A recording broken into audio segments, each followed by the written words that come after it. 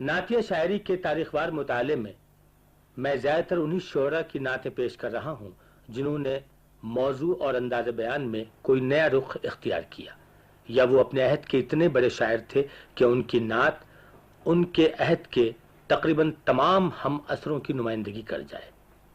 اس اعتبار سے میر انیس کا نام سر فہرست ہے۔ میر انیس میر حسن کے پوتے اور میر خلیق کے صاحبزادے تھے۔ 1217 ہجری میں پیدا ہوئے اور 1291 ہجری میں انتقال کیا۔ ابتدائی تعلیم مولوی حیدر علی سے حاصل کی۔ فن سپاہ گری کے ساتھ ساتھ فن شہ سواری بھی خوب جانتے تھے۔ شاعری ورثے میں ملی تھی۔ کم سنی ہی میں مرثیہ کہنا شروع کر دیا اور تھوڑے ہی عرصے میں کمال حاصل کر لیا۔ میر انیس کے ساتھ مرزا دبیر نے بھی اس فن کو بام عروج پر پہنچایا ہے۔ قادر الکلام شاعر تھے۔ نعتیہ اشعار میں بھی ان کا مخصوص انداز بیان نمایاں ہے۔ سرور کونین کی بارگاہ میں میر انیس کا ہدیہ عقیدت۔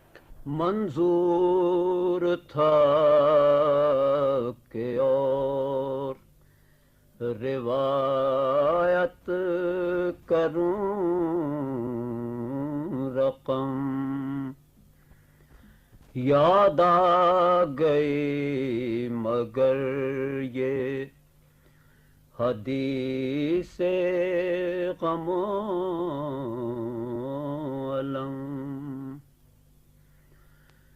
مسجد میں جلوہ گر تھے رسول فلک حشم،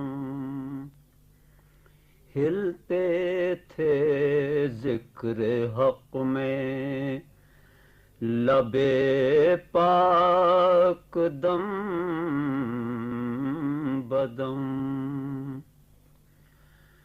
روشن تھے بام و در رخے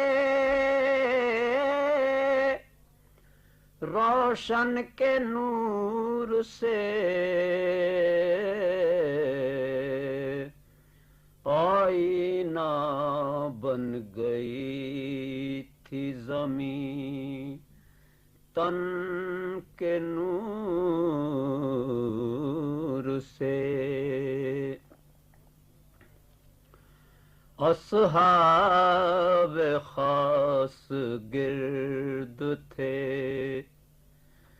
انجم کی طرح سب، تاباں تھا بیچ میں وہ مہ ہاشمی لقب، سر پر ملک صفات مگسراں تھے وہ عرب، جبریل تہ کیے ہوئے تھے زانوئے ادب، خادم بلال قمبرے گردوں اساس تھا،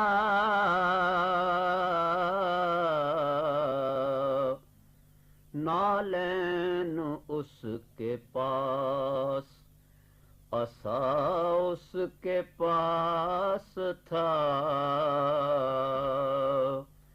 نالین اس کے پاس عصا اس کے پاس تھا، گیسو تھے وہ مفسرو واللیل اذا سجا، رخ سے آیاں تھے مانیو والشمس والضحیٰ، وہ ریش پاک اور رخ سردار انبیاء،